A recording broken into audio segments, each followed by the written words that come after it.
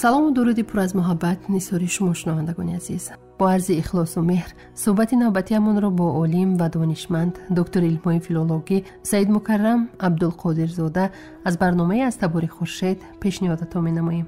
نگفته نماند که مرتبه عقل و خیرت، علم و دانش و آگاهی و خودشناسی و محبوبیت میان مردم بالاتر است از همه گونه جایزه و مکافات. بارها اثبات شده است که اونی که خلق و ملت و سرزمین و مردمانش را دوست می‌دارد همیشه بی‌غرض و بی‌منت پی آبادی و آسودگی و بهداشت وطن خویش خدمتگزار است. او را برای این کار کسی نه مجبور می‌کند و نه فرمان و سپارش می‌دهد. همیشه فرزندانی با عقل و خرد، پیشرو و خودساز، آگاه و بیدار برای هر ملت در کارند و ضرور. ما همیشه به فرزندانی باننگ و آرو، دانشمند و وطنساز و دلآگاه نیاز داریم. تنها ادب و عقل و خرد است که سرمایه انسان بوده میتواند و مرتبه او را میان دیگران بلند میبردارد و بالا میبرد. یعنی عقل و خرد و ادب تاج سر انسان است.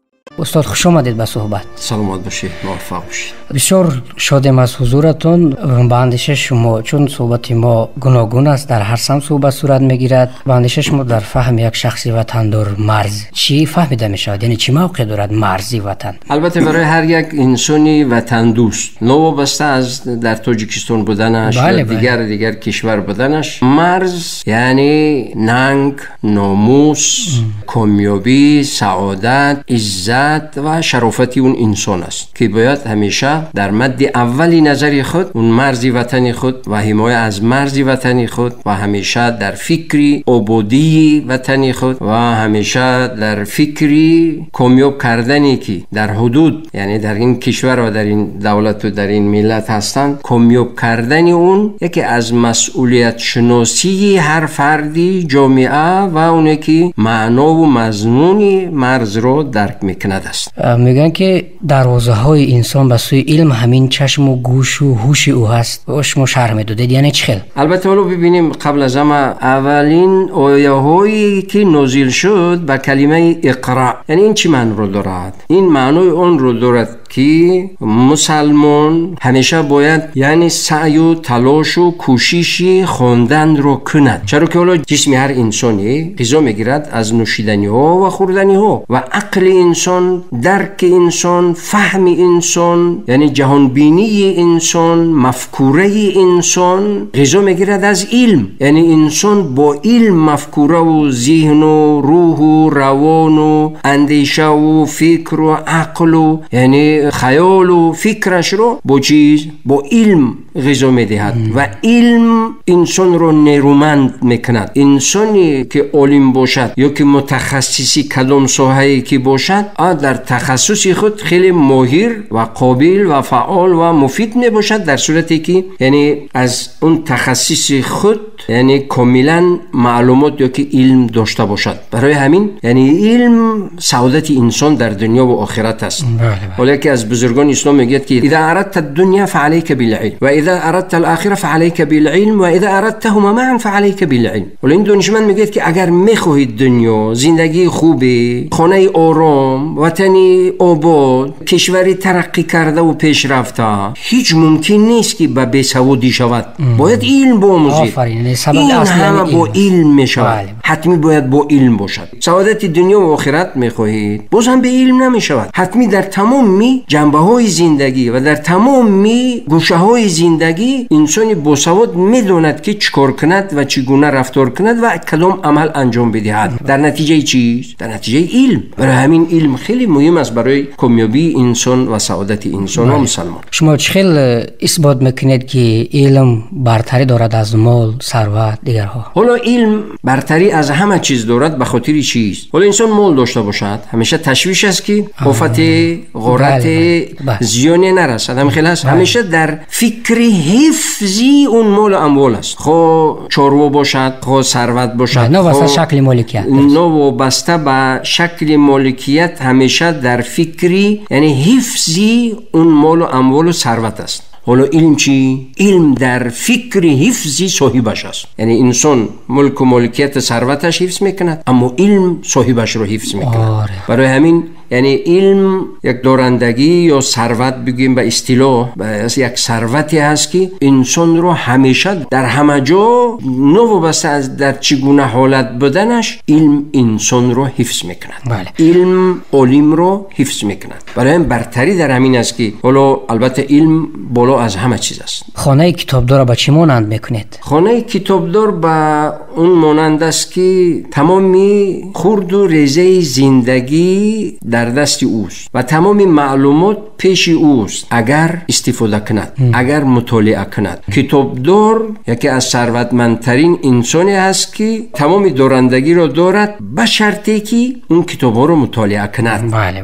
سبقت در علم اگر سبقت واقعی باشد، سفید باشد، ممکن هست بندش شما؟ یعنی کسی کتاب تیز مطالعه کند یا دیگر سبقت‌هایی که بر رشد ذهنیت ما تاثیر دارد؟ یعنی مطالعه کتاب، حتی که قرآن هم میگوید دو بار اقرا میگوید، یک اقرا یعنی خوندن از بر کردن، خوندن دیگری تأمل و تعمق و فرو رفتن در مضمون و معنا و محتوا. خوندن سرسری روکی یعنی هیچ منفعتی ندارد.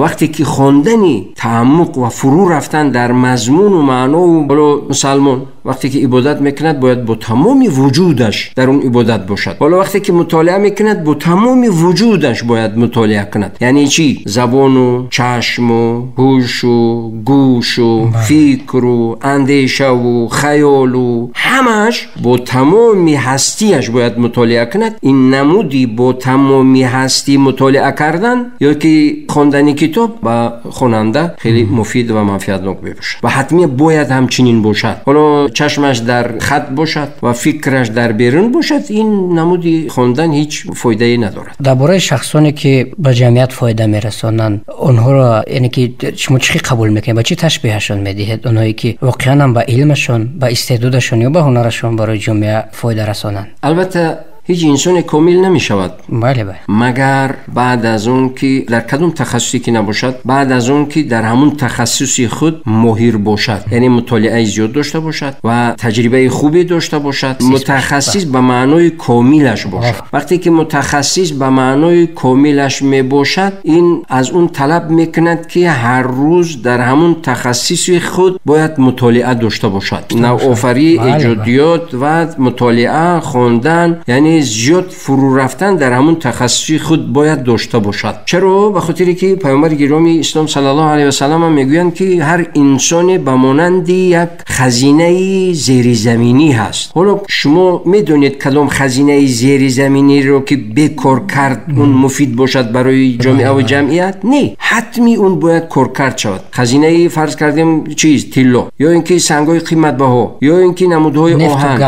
نفت و گاز، هر چی که باشد، یعنی اون کارکرد میخواهد.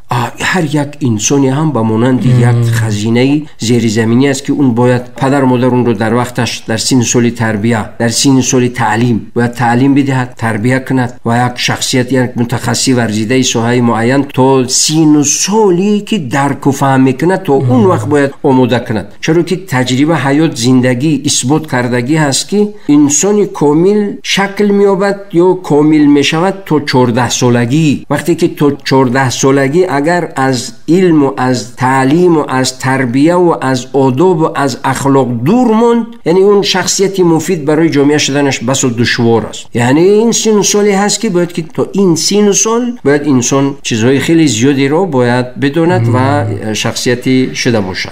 جناب عبدالقادر زاده، همین نابغه به دنیا آمدن یا در دنیا نابغه شدند؟ هیچ کسی به مهنت و به زحمت به هیچ جایی نرسیده است. حتی که پروردگار خالق انسان میگوید که استعاذ بالله ان الله لا یغیر ما بقوم حتی یغیروا ما بانفسهم. پروردگار هیچ کسی رو به سعادت، به کامیابی، یعنی عالم، ورزیده، متخصص، نابغه، عالم، دانشمند نمیکند مگر اون انسان خود سعی و تلاش کند. برای مردم ما خوب میگن که چیز پروردگار گفته است که از تو حرکت از من چیز برکت. برای همین درست که بعضی استعدادهای هست، حالا گفتم که هر انسانی به مانند یک خزینه هست، یعنی خزینه طلا، خزینه نفت، گاز، دیگر خزینه های هست، همه یک نمودی متخصصی ورزیده شده نمیتواند. پروردگار هر کسی رو در هر ساحه قابلیت و استعداد و نابغه شدنش رو امکانیت دادگی هست، به شرطی که اون تربیت شود یا خود سعی و تلاش کند. برای همین وابسته از هم مهنت و زحمت و وابسته از تربیت و تعلیم. در علم میگم موافقت است که میانی همه گونه اعتقاد و ناباورها هم آن شناخته شود، یعنی موافق باشن با اون اندیشه، با اون نظریه. قبل از همه علم، تمام دانشمند، هر انسانی نوابسته به اعتقاد و باوری داشتنش نداشتنش، تمام عالم و دانشمند و تمام انسان به این نظریه هستند که علم بهترین نعمت است و عقل بهترین نعمت است. حالا بسیاری از جوانی رو میگید که چرا چنین کردید؟ میگید که خب یک بی عقلی کردم. عقل، همه میگوید که عقل بهترین نعمت است، یعنی قبول دارن، همه قبول دارند. یعنی علم و همیشه استفاده عقل رو ببینید در تمام قرآن همگی 3% در مسائلی انجام نده هست. تقریبا 95% قرآن این آداب است، اخلاق است، یعنی عقل رو استفاده کن گفتن است. زیاده از 1222 جا پروردگار میگوید که عقل رو استفاده کن. افلا تفکرون، افلا یعقلون، افلا ینظرون؟ آیا نمیبینید؟ آیا تحلیل نمیکنید؟ آیا تشخیص نمیکنید؟ آیا بررسی نمیکنید؟ آیا گذشته رو نمیآموزید؟ آیا آینده رو نمیسازید؟ یعنی این همه دعوت به چیز؟ به استفاده عقل و از روی عقل و از روی خیرخواهی و نیتی نیک، قلبی صاف و پاک زندگی کردن و پیش رفتن است. برای همین این نظریه است که تمامی یعنی انسانیت و بشریت به این چی دارن؟ یک نظر دارن که خیلی مهم و اساس است. در چی معیار عالم است؟ باید به چی معیارها جوابگو باشد؟ یعنی در کدام معیار باشد؟ البته هر عالم ساحه خود یعنی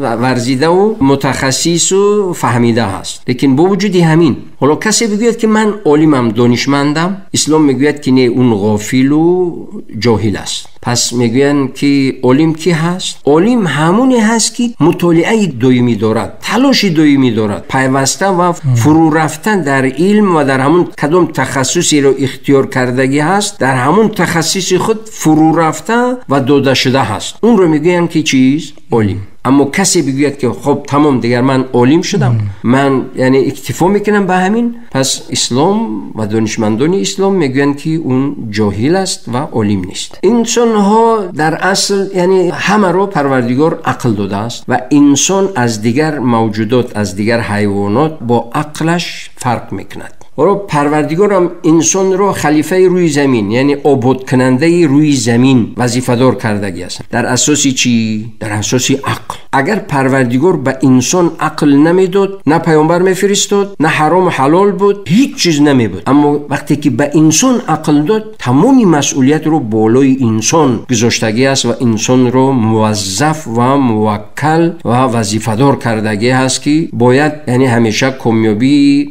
دنیا و آخرت تش رو فکر کند. چگونه انسان میتوند مدرن باشه، چگونه عالم میتوند مدرن باشه و چگونه انسان مدرن بوده میتوند که در یک زمان خودش نه برای دیگر زمان ها هم یعنی تاثیرگذار باشه. تمام دانشمندانی ابن سینا، تمام اون دانشمندانی که دنیا از اونا تا به حال استفاده کرده ایستادند، یعنی از تمام علم های زمان خود با خبر بودند و خیلی نظریه های دور وسیع داشتند، دورنما بودند، دوراندیش بودند، تمام مسائل رو تحلیل و بررسی و درک و فهم کردند، در نتیجه مشهوری عالمیان شدند و تمام بشریت نوابسته از دین و اعتقاد و باوری و ناباوریش از تخصصی اونو استفاده برده ایستادند. با فکر شما بدترین خیانت چی است؟ بدترین خیانت رو من در آن میبینم که انسان به وطن خود خیانت کند. چرا که این مسئله های خرد و دایره های خرده که خیانت ها میشود، اینا ضررش کمتر است. اما خیانتی که به وطن میشود، با کدام راه و اسلوبی که نباشد، این خیانت بالای تقریبا اگر که حالا فعلا ما 10 میلیون افرادی این جامعه، این وطن، این کشور هستیم، خیانت به این 10 میلیون انسان میشود. بله. برای همین بدترین بزرگترین خیانت رو من خیانتی به وطن میدونم. هر وقتی که از خارج می اومدید با چه حسی می اومدید؟ البته هر انسانی وقتی که خارج می رود میبیند چیزهایی رو، چیزهای نیکی رو، چیزهایی یعنی برداشتی دارد. و وقتی که به وطن برمیگردیم، یعنی من قبل از همه هر وقتی که به وطن برمیگردم همین باد و هوایی که نفس میکشم خیلی آزاد، خصوصا از دولت‌های شرق میانه که خیلی نفس کشی حتی دشوار است، من میام خیلی خوشحالی از این باد و هوا و از این منظره‌های کوهی و دیگری که وقتی که با هواپیما میایم، یعنی از این من خوشحال میشم.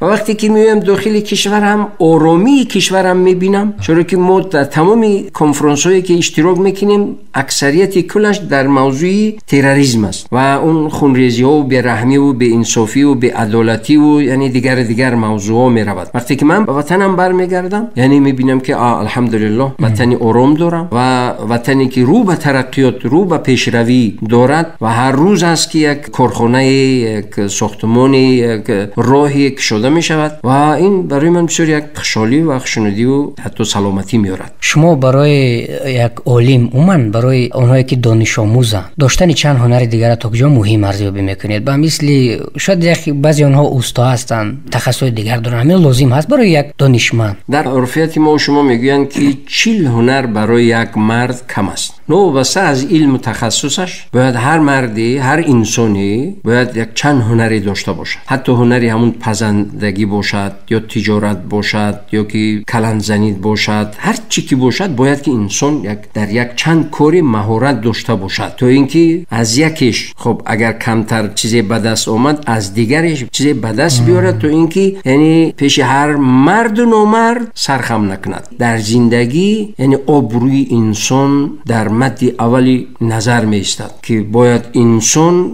با هر چیز و نوچیز آبروی خود رو نریزاند، باید که کامیاب باشد از همه جهت. و بعضی از دانشمندا هم مسلمان رو به همون پرنده بلند پرواز تشبیه می دهند که هم دین و هم دنیایش مستحکم باشد و کامیاب باشد. حالا دین نگوید دنیایش رو ترک کند که از اون جهت تنقیصی های زیادی بکشد، یا دنیا نگوید دین رو ترک کند که ناکام و یعنی خار و ذلیل شود. یکی رو پشت پا نگیرد، حتما هر دو رو مستحکم با هر دو دست بگیرد و همیشه کامیاب و موفق در زندگی پیش برود. این البته خوب است چند هنری. البته هم این یعنی حتی ببینید پیامبرو یعنی دورتگر بودند، آهنگر بودند، دوزنده بودند، یعنی تاجر بودند، حتی چوپان بودند، چوپانی میکردند. موسی علیه السلام چوپانی میکرد. حضرت محمد علیه السلام پیش از پیامبریش تاجر بودند، تجارت میکردند. و امام ابو حنیفه تاجر بودند. با وجود این که همه اون علم و معرفت و همه شاگرد و مدرسه و دیگر داشتن، لیکن زندگیشون رو با راهی یعنی با رزق روزی حلال یعنی تجارت داشتن و از با راهی تجارت حلال پیش میبردن زندگیشون رو. حتمی باید که هر مردی چند کسب و هنری باید داشته باشه. بله. خود شما با همین سمت علم‌های فیلولوژی اومدنتون چی تاثیر داره؟ تاثیر مؤسسه تعلیمی است واقعا یا اولادی است در شما؟ من از عائله روحانی یعنی پدر من همچون مرشد و عالمی شناخته در منطقه بودن، کلان شدم و قرآن رو کامل حفظ کردم. من به خاطر چی به علمی سخنشناسی بله توجه کردم؟ به خاطر که هر عصر و زمان طلبات خود رو دارد. اگر میخواهید که در جاده یعنی علم معرفت باید پیش بروید، باید سهم داشته باشید، حتمی باید که یعنی علمای اکادمی باید تحصیل کرده باشید و دیپلم هم داشته باشید تا اینکه در جامعه مفید باشید و با جامعه منفعت برسید. باید مکمل باشد. حالا اگر من فرضاً اکتفا میکردم به حفظ قرآن خیلی در یک دایره محدود میموندم. آفرین، درست. برای همین فایده‌تون تو اولی که هست نمیرسید این گونه. بله. یعنی با اون طوری که امروز هستید نمیبودید. البته وقتی در کنفرانس ها هم خارجم میروم با زبان انگلیسی عربی برآمده میکنم. البته این وابسته به همون علم یعنی یک چیز دیگر. من اگر که حالا شنوندگان جوانی که هستن میشنوند برنامه شما رو و شنوندگان عزیز شما خصوصا به جوانان مراجعت کردنی هستم که باید علم بآموزن و هرگز خسته نباشند. چرا که خستگی در علم آموزی سعادت انسان در دنیا و آخرت است. آفرین، بسیار خوب. وقتی وقتی که میخواهید که در پیری خور نشوید باید از جوانی فکر کنید که من باید در پیری خور نشوم. وقتی که میخواهید که اول من دانشگاه ملی هم درس میدم، استاد دارم و با شاگردان همیشه تاکید میکنم که این 4 سالی که شما تحصیل دارید اگر خداوند عمر داده باشد شما رو 75 سالی دیگر عمر، همون 75 سالی عمری شما کامیابی و سعادت و عزت و شرافت و کرامت در زندگی کامیاب بدن شما وابسته از همین 4 سال است. برای همین هر لحظه اش رو غنیمت بدونید. همون لحظه ای که بالای کتاب خوابت برد از مطالعه زیاد امید کن که چیزی میشوی، اما غیل بخیری که چقدر زیاد خواب بروم و بعد در وقتایی که دیگر خاطر جمع هیچ چیز نمیشوی. برای همین خستگی‌هایی در علم آموزی همه سعادت انسان در پیری است. و چرا که انسان وقتی که علم دارد، علم آموزد، من از خود نمیگم، از دیگران میگم، وقتی که علم آموختن، دانشمند هستند، عالم هستند، هر چقدر که پیر شدن همون قدر عزتشون، برکتشون، احترامشون بالا میره. استاد باید چگونه باشد؟ یعنی سختگیر باشد یا بندش شما من معیار استادی در اودیتوریا چه خیلی باشد؟ من استاد رو در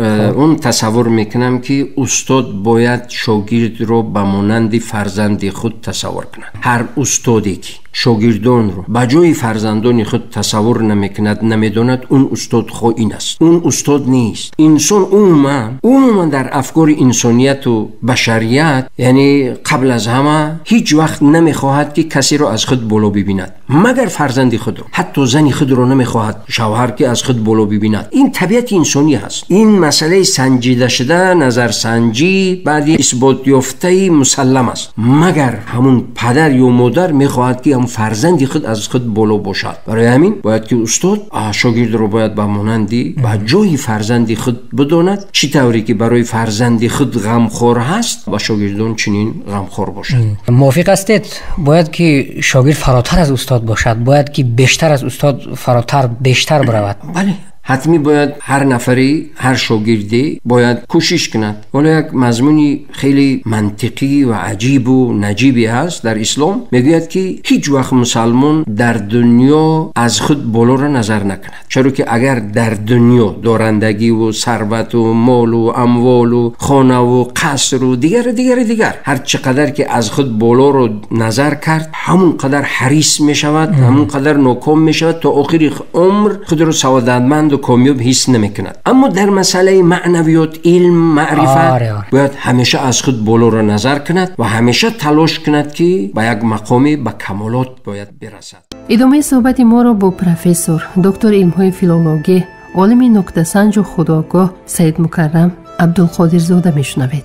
قسمت دوم برنامه ما حاضر جوابی را تقاضا میکند از قهرمان برنامه، یعنی شما را میباید که به قول استاد رودکی 100 رایت بگویید. اگر این کار میکنید با دلیل، اگر رضایت میدهید با دلیل پوره میکنید. در همه جا زندگی آزاد و شایسته داشتن ممکن هست یا بعضی جاها نه؟ در اصل زندگی خیلی آسان است، لیکن بعضی ها مشکلش میکنند. اما انسان در همه جا میتواند که تا حد اندازه یک زندگی آسایشته داشته باشد. کدام سیر به اندیشه شما برای همه دور زمان سیر باقی میماند و هرگز باز نمیشود؟ سیر بین انسان و خالقش. با دشمن مدارا میتونید یا نه؟ حتمی باید هر انسانی با دوستان مروت داشته باشد و با دشمنان مدارا. این تقاضای زندگی است. چرا نکردید که پشیمان شدید؟ فکر میکنم که کم خوندم، از همون پشیمانم. چی خیلی احساس میکنید که جوانیتون دارد میرود؟ عمر گذشتنش رو هیچ کس احساس نمیکند. میبینید که هر روز رفته ایستاده است و انسان غافل میماند. خواب عالم عبادت است، باور دارید؟ بله، حتی خواب عالم و خوردن عالم عبادت است، به خاطری که بعد از خواب باز فعال میشود و منفعتش به دیگران میرسد. جوان مرد ها را چه تعریف میکنید؟ جوان مرد انسانی که گذشت دارد، میگذرد از عیب دیگران، از خطای دیگران و مراسا میکند و قطع نظر از دوست دشمنش همیشه میخواهد که منفعتش به اون برسد. چرا آسمان بدون پایه ایستاده است؟ این قدرت الهی است. چرا باید نمیکردید؟ در یادم نمیاد. با چگونه عمل انسانی در حیرت میمونید؟ با درویگی انسان ها در حیرت میمونید که در پیش رویت دیگر میگویند، از پشتت دیگر میگویند. آنهایی که شما را غایبانه دوست میدارند، بسیار احترامتان میکنند، شما با آنها چی گپ دارید؟ من همیشه میگویم که خداوند دوستشون بدارد و همیشه کامیاب و موفق باشند. شما که اهل اعتقاد و اخلاص هستید، با همه همه گوناگون اعتقادها سازش کرده تانستید یا نه؟ من کوشش میکنم و حتی که این فرمان پروردگارم است که حتی با غیر دین های اسلام هم بهترین یعنی معامله و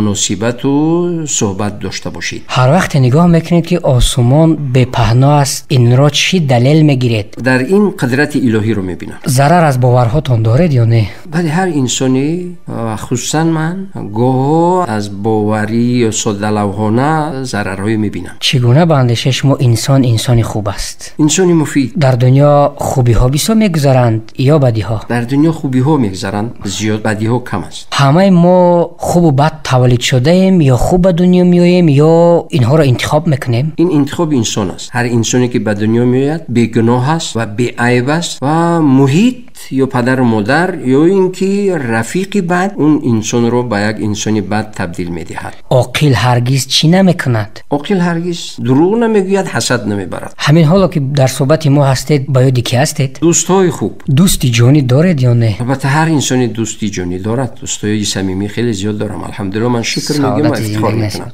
با بدان بد و با نیکان نکو.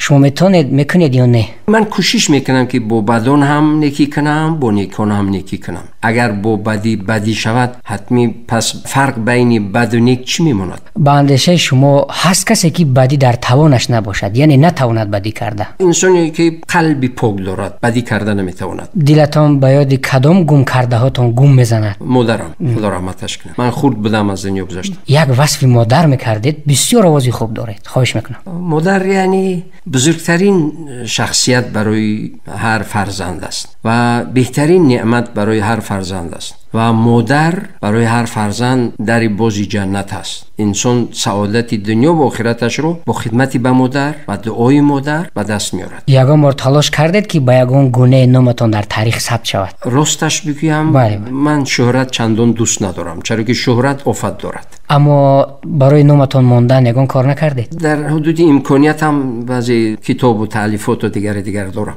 غیرت مرد در چی ظاهر می شود؟ ظاهر می شود در نکوکاریش. آفرین به کیها؟ آفرین به همونایی که قلبی صاف و پاک، نیت نیک دارن و همیشه نکوکار هستند. یگان کسی هست که شما اونقدر که دوست می‌دارید آگاهش نکرده باشید؟ بعضی از دوستان هستند که دوستشون می‌داریم لیکن اون اندازه‌ای که دوست می‌داریم نمیگوییم. هست انسانی که سزاوار همه گونه تعریف‌ها باشد؟ هستن انسانایی که سزاوار تمامی تعریفات هستند. بله. چه خیلی اثبات میکنید که امید یک از بهترین دارایی‌های ما در دنیا هست؟ امید تمام انسانیت باید که با امید نیک یعنی زندگی کند و حتی که خداوند میگوید که من با بنده‌ام در نتیجه گمان و امیدش با اون معامله میکنم. با چگونه پیروزی واقعا تسلیم میشه که پیروزی اصیل است، پیروزی واقعی است؟ یعنی چگونه پیروزی است؟ پیروزی واقعی عمل‌های نیکی انسان، چرا که تمام نیکی‌های انسان برای هر مسلمان سعادت دنیا و آخرت میارد. چرا برای همیشگی این کار میکنید؟ فریب رو. از یگان دانستن هاتون رنج دارید؟ کی میگوید شاید که ندانستن هم بهتر بود؟ البته بعضی دانستنی ها و ندانستنی های هست که انسان رنج میبرد. عالمان همیشه میمونند یا برای زمانی هم بعضیشون؟ بعضی عالمان برای همیشه میمونند. دنیا را کیها خراب میکنن؟ دنیا رو انسان های خودخواه و انسان های متکبر. در دنیا امروز چی نمیرسد که اینقدر جنگ و جنجال است به اندیشه شما؟ رحم و شفقت و مهر و محبت. این جنگ هایی که میشوند قبلا طرح‌ریزی و برنامه‌ریزی شدند یا واقعا اینا تصادفی هستند؟ اکثریت کلی این جنگ ها تجارت هستند و از طرف گروه های بدخواه برنامه‌ریزی پیشکی شدگی هست. لیکن متاسفانه بعضی از جوانای ساده‌لوح رو بدبخت ناکام میکنند. یگان جنگ به نفع ملت ما بود؟ همه اون جنگ هایی که دفاع از وطن و از کشور و از ملت و از منفعت های دولت کردیم این همه به منفعت دولت ما بود. خیرتمند کی است؟ خیرتمند انسانی هست که همیشه دور اندیشه میکند و سه فکر میکند. ارمان دارید یا نه؟ هر انسانی باید ارمان داشته باشد و من هم ارمان دارم. به پشیمانی یگان که زندگی کردگی هست؟ فکر میکنم که نه. در چی دایره زیستن برای شما بسیار ناخواهم است، یعنی نمیخواهید؟ در دایره نفاق و تهمت و بهتان. در علمی کی در حیرت موندید؟ یعنی گویا که نخواد انسان اینقدر هم بداند. خیلی دانشمندان زیادی هستند که نوشتجاتشون از روزی حیاتشون زیادتر است. دانش را به چی مانند میکنید؟ دانش این سعادت انسان است. از یگان خطایتان رنج دارید؟ بله. افسوس از گفتهاتان یا از ناگفتهایتان؟ میشود گاه افسوس از گفته‌ها و گاه از جرأت نکردن بعضی از گفتنی‌ها. نمایندگان کدام کسب و کار هرگیز باید خطا نکنند؟ یعنی کیها باید خطا نکنند به اندیشه شما؟ هر انسانی باید خطا نکند، اما خصوصا انسانایی که در مسئولیت بالایی و خیلی وسیع برای عامه مردم هستند. مهم میدونید یگان سیری رو بدانید یا نه؟ کدام سیری که به من تعلق ندارد هرگیز نمیخواهم که بدانم. چرا به اندیشه شما انسان‌ها اینقدر میخوان سیر رو بدانند؟ اگر هر انسانی بداند که تقدیرش چی هست، حتی یعنی پیشکشش کنند، همون تقدیری که وجود دارد فعلا همون تقدیرش که هست همون رو انتخاب میکند. سعادت دولت در چی باشد؟ سعادت دولت در شهروندان خیرخواه و متحد و در وحدت ملیش. همه ما نابسته از اون که در این وطن زندگی میکنیم کی هستیم، با همه ما امکاناتی فایده رساندن برای خلق هست یا بعضی ما همون امکانات نداریم؟ هیچ انسانی وجود ندارد که اون منفعت نداشته باشد. در عرفیت میگن که از مورچه مدد. از خداوند چی بسیار تقاضا کردید؟ از خداوند همیشه سعادت دنیا و آخرت و مفید و منفعتناک بودن. در هر کنفرانسی که اشتراک میکردید با کدام نیت؟ با نیتی که یعنی یک چند جمله مفیدی که به منفعت کار و منفعت جامعه و جمعیت و بشریت و انسانیت باشد. با چی هرگز تسلیم نمیشوید؟ با شیطان هرگز تسلیم نمیشوید. آفرین. در خودتان چی رو اثبات کردید؟ یعنی در کدام تواناییتان را اثبات کردید؟ سعی و تلاش و مهنت و زحمت. وقتی که انسان مهنت و زحمت میکشد یعنی خیلی چیزا رو درک میکند و از همه چی که در این دنیا خوشتان آمد چی است؟ دوستی. مطمئن از چی هستید؟ مطمئن از تقدیر الهی که حتمی پروردگارم برای من نیک کردگی است. چه موردی دارد یک روی کنیم؟ در صورتی که عمیق میدونیم که فکر و اندیشه ما مفید است، باید که یک روی به معنی که برسونیم تا جای در کاری که این مهم است. با اندیشه شما بیچاره کی است؟ با اندیشه من بیچاره انسانی بیسواد.